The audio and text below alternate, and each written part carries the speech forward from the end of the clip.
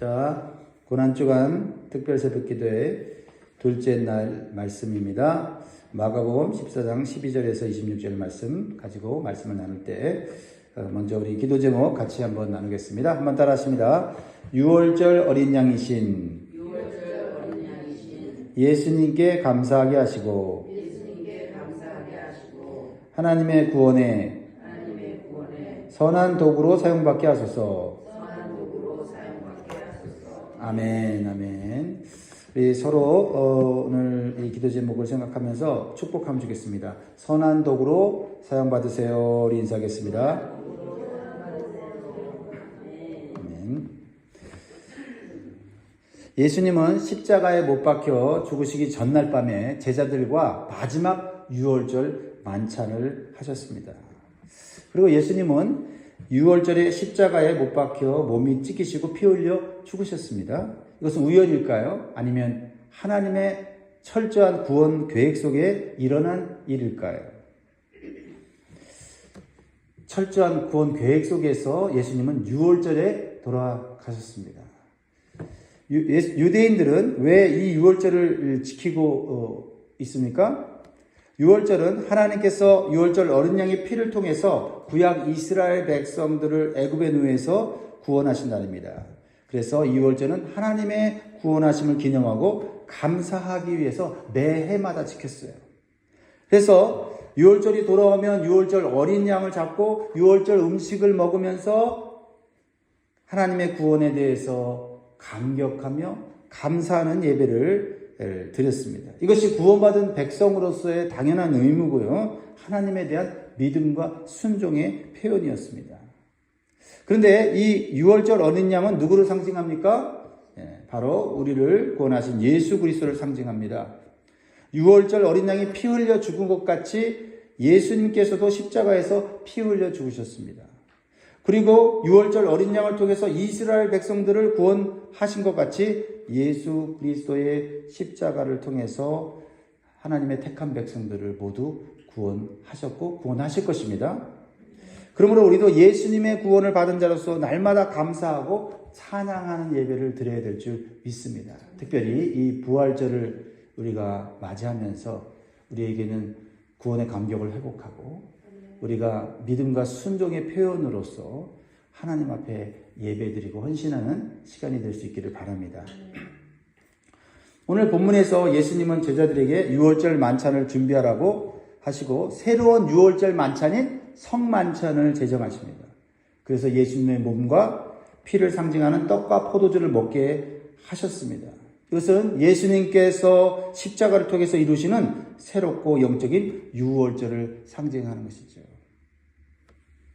그런데 예수님이 제자들에게 유월절 만찬을 준비하라고 하셨을 때 매우 흥미롭고 놀라운 사건이 일어나고 있습니다. 오늘 이것이 우리에게 주시는 영적인 교훈이 있어요. 12절 볼까요? 12절. 무교절의 첫날 곧 유월절 양 잡는 날에 제자들이 예수께 여짜오되 우리가 어디로 가서 선생님께서 유월절 음식을 잡수시게 준비하기를 원하시나이까 하매. 참 이 말씀이 참 오묘합니다. 유월절 어린 양이신 예수님이 유월절을 준비하라고 제자들에게 말씀하셨을 때 그 마음이 어땠을까? 예수님도 유월절 어린 양으로서 온전히 순종하신 것을 보여주는 것이죠. 제자들이 예수님의 말씀과 명령을 온전히 믿음으로 순종해서 나아갈 때 하나님의 놀라운 능력과 기적이 나타납니다. 여러분, 믿음에는 반드시 순종이 따라와야 돼요. 거기에 기적이 일어납니다. 이것은 예수님께서 하나님의 아들이신 전능하신 분이심을 보여주는 일입니다. 그래서 결코 예수님이 자신들을 죽이려는 세상의 권력자들 앞에서 힘이 없어서 죽으신 것이 아니라는 걸 보여줘요. 오히려 스스로 유월절 어린 양이 되셔서 죄인된 인간들을 구원하시기 위해서 하나님께 온전히 순종하여 죽으셨다는 것을 보여주는 것을 오늘 사건을 통해서 볼 수가 있습니다. 예수님께서 유월절 만찬을 준비하실 때 선한 도구로 사용받는 사람들이 나오고요. 악한 도구로 사용받는 사람들이 나와요. 이것은 하나님의 구원에 동참하는 선한 사람이 있고 하나님의 구원을 방해하는 악한 사람이 있음을 보여줘요. 그런데 하나님의 구원은 선한 자뿐만 아니라 악한 자까지도 하나님의 구원을 이루는 도구가 된다는 겁니다. 그러나 반드시 기억해야 될 것은 악한 자는 구원받지 못한다는 겁니다. 오늘 본문에 하나님의 구원 계획을 이루는데 선한 도구로 사용받는 자는 누구고 악한 도구로 사용받는 자는 누구입니까? 여러분들이 선한 도구로 사용받기를 원합니다. 저도 간절히 바라요. 제 인생 전체가 하나님께 선한 도구로 사용받기를 원합니다. 비록 부족하고 연약하고 보잘것없지만 그래도 선한 도구로 사용받기를 원해요. 자, 먼저 주님의 선한 도구로 사용받는 사람들이 나오는데요. 두 제자들이 유월절 만찬을 준비하면서 주님께 선한 도구로 사용받습니다. 다른 성경에 보면 베드로, 요한인 걸 알 수가 있는데요. 자, 13절, 14절, 15절을 보면 그 내용이 납니다. 근데 믿음이 없이는 예수님 말씀에 순종할 수 없다는 것을 보여주는 거예요. 예수께서 제자 중에 그를 보내시며 이르시되 성내로 들어가라. 그리하면 물 한 동이를 가지고 가는 사람을 만나리니 그를 따라가서 어디든지 그가 들어가는 그 집 주인에게 이르되 선생님의 말씀이 내가 내 제자들과 함께 유월절 음식을 먹을 나의 객실이 어디 있느냐 하시더라 하라. 그리하면 자리를 펴고 준비한 큰 다락방을 보이니 거기서 우리를 위하여 준비하라 하시니. 여러분, 이 말씀, 주님의 말씀 좀 이상하지 않습니까? 굉장히 어렵지 않습니까? 믿음이 없이는 순종할 수 없는 말씀이에요. 두 제자가 성내로 들어가는 순간에 물 한 동이를 가지고 가는 사람을 만나야 돼요. 그렇죠? 그게 틀어지면 그 다음부터 모든 일이 틀어집니다. 근데 그 사람은 전혀 모르는 사람이에요. 그리고 그 사람과 시간을 약속한 것도 아닌데 제자들이 성내로 들어가는 순간에 물동이를 가지고 가는 사람을 만날 수 있다는 보장이 없습니다. 제자들 마음 가운데 언제 가야, 어느 시간에 가야 그 물동이를 가지고 온 사람을 만날 수 있을까? 그런 복잡한 생각하면 예수님 말씀 순종 못해요. 그리고 더욱 당황스러운 명령은 그 물동이를 가지고 가는 사람이 들어가는 집에 들어가서 그 집주인에게 초면에 다짜고짜 무슨 설명 필요 없어요. 예수님과 함께 유월절 음식을 먹을 객실이 어디 있습니까? 라고 물어보라는 거예요. 그런데 예수님은 당연하듯이 자신 있게 말씀하시고 제자들은 의심하지도 묻지도 따지지도 않고 말씀대로 믿음으로 순종하는 모습을 보여줍니다. 이게 예수님께서 십자가에서 온전히 죽으시면서 하나님의 놀라운 구원 계획을 이루는 가운데 이루어진 믿음의 순종이 있었다는 거예요. 먼저는 예수님이 유월절 어린 양으로서 순종을 보여줬지만 또한 그 제자들도 그러한 모습을 보여주고 있다는 거죠. 16절 제자들이 나가 성내로 들어가서 예수께서 하시던 말씀대로 만나 유월절 음식을 준비하니라. 여러분, 얼마나 간단합니까? 근데 우리가 하는 일들을 보세요. 우리가 어떤 일을 하거나 또 우리가 음식을 만들거나 어떤 잔치를 준비한다면 그 과정이 그렇게 이렇게 순조롭게 쉽게 되어집니까? 사실은 여기에 순종이 있어야 되고요. 헌신이 있어야 돼요. 주님의 말씀대로 하는 그러한 마음이 있어야 이게 이루어지는 거죠. 그렇죠? 할렐루야. 그러므로 주님이 하시는 말씀대로 원리대로 하면 간단하게 되어지고 완벽하게 되어지는데 우리의 생각이 들어가고 우리의 의심이 들어가고 우리의 불순종이 들어가고 우리의 어떤 그 거역함이 나타날 때 주님의 역사가 일어날 것도 안 일어나는 거지. 우리에게 안 일어나고 누구에게 일어날까요? 순종하는 자들에게 일어나는 거예요. 자, 그러면 이 집주인도 구원 계획의 선한 도구로 사용받는 것을 보게 되죠. 이 집주인은요, 제자들의 요청에 아무런 의심 없이 자신의 큰 다락방을 예수님께 내어드리는 순종을 했어요. 아무나 할 수 있는 건 아니죠. 자, 상상해 보세요. 그 주인은 제자가 누군지 몰라요. 근데 제자들이 와갖고, 낯선 제자들이 와서 예수님께서 제자들과 유월절 만찬을 행하실 건데, 예수님이 거하실 객실은 어디 있나이까? 라고 물어봤을 때, 예수님이 그렇게 말씀하셨나? 하니까 어떻게 해요? 그대로 순종하는 거예요. 근데 이게 어려운 게요. 당시 유월절에는 수많은 사람들이 예루살렘에 유월절을 지키기 왔어요. 해외에서까지 왔기 때문에 유월절 몇 달 전부터 숙박업소가 다 예약이 돼 있고, 그리고 남아있다 하더라도 큰 웃돈을 줘야만 되고, 이렇게 큰 다락방은 이거 아무한테나 안 줍니다. 진짜 대단한 물질을 가진 사람이 내가 엄청난 돈을 부을 테니 큰 다락방 달라고 할 거예요. 이 주인은 큰 돈을 벌 수 있는 그런 기회였는데요. 자신의 이익을 생각하지 않고 하나님의 일에 순종하고 내어드리는 이런 모습을 보여주고 있다는 거죠. 이렇게 이 세상에는요, 우리가 상상할 수 없는 숨겨진 주님의 일꾼들이 많이 있습니다. 그런 사람들을 통해서 주님의 일이 완벽하게 철저하게 이루어지고 있다는 사실이에요. 그 안에 우리가 포함될 수 있기를 바랍니다.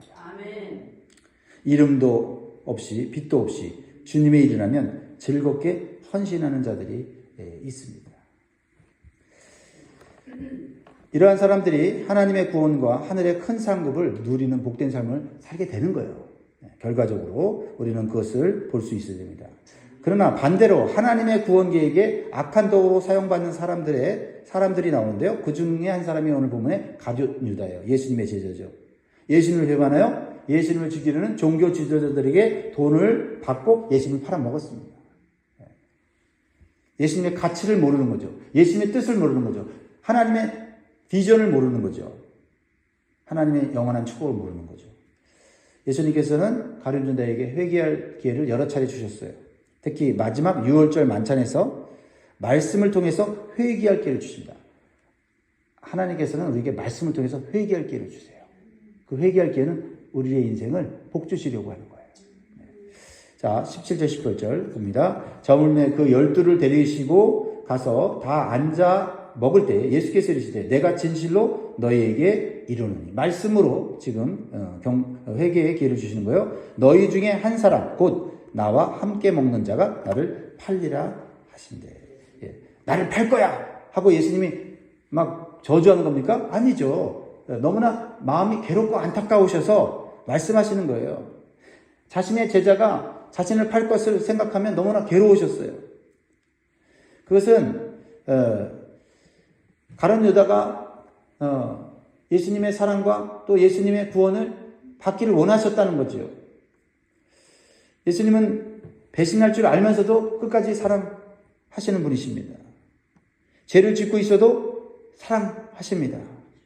그래서 죄를 회개할 수 있도록 말씀을 통해서 우리의 마음과 생각과 양심을 찌르시는 거예요. 예수님께서 유월절 만찬하시면서 제자들에게 공개적으로 말씀하시는 것은 뭐예요? 가룟 유다야, 내가 너를 정말로 사랑한단다 라고 공개적으로 사랑 고백을 하는 것입니다. 예수님은 가룟 유다를 배신자로 지목하면서 바로 그 자리에서 이렇게 세워서 네가 나를 배신했지? 라고 제자들 앞에 부끄럽게 그리고 그를 처단할 수 있습니다. 그러나 예수님의 말씀은 그러하고 회개하고 돌아오기를 원하시는 말씀이었다는 겁니다. 하나님의 말씀은 그런 거예요. 자, 또한 예수님은요, 말씀뿐만 아니라 경고의 사인을 통해서 회개할 기회를 주세요. 예수님께서 제자들에게 너희들 중 하나가 나를 팔 것이다 라고 했을 때 제자들이 깜짝 놀라면서 주님 저는 아니죠 하면서 제자들도 이 놀란 가슴에 나는 예수님을 배반할 자가 아니야 라고 고백하는 그런 장면이 나와요. 자, 19절 20절 보세요. 그들이 근심하며 하나씩 나는 아니지요 하고 말하기 시작하니 그들에게 이르시되 12 중에 하나 곧 나와 함께 그릇에 손을 넣는 자니라. 자, 이 경고의 사인이 있었다는 거예요.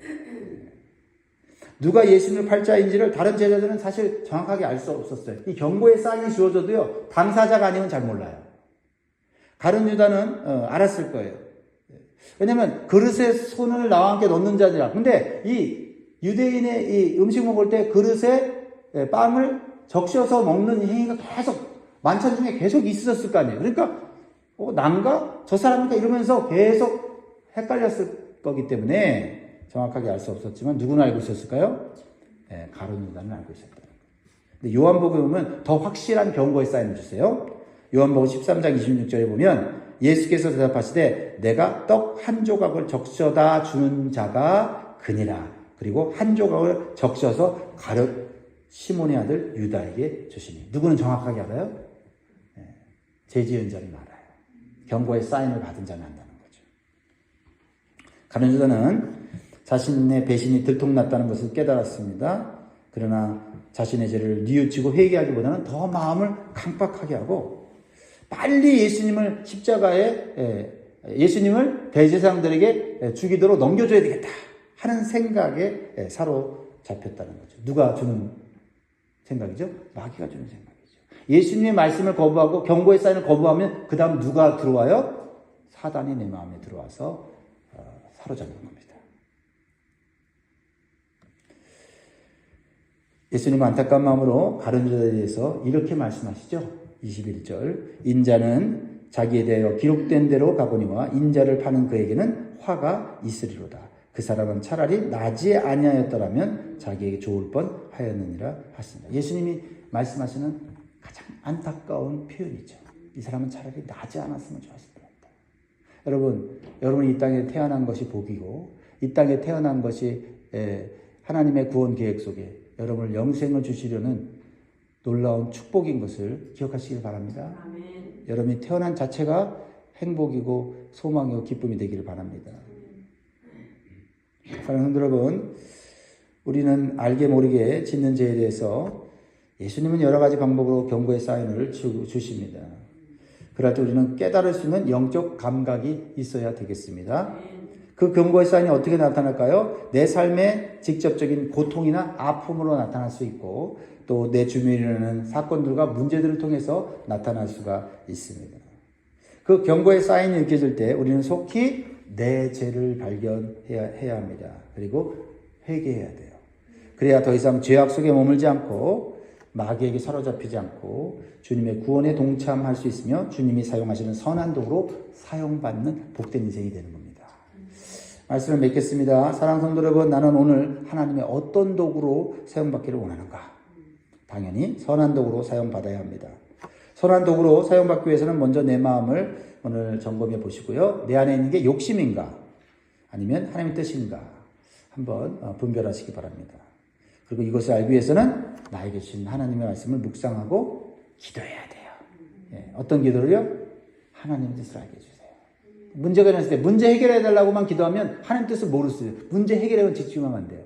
그 문제가 생긴 하나님의 뜻, 나의 잘못, 나의 죄 이거 발견해야 문제 해결돼도 진짜 해결되는 겁니다.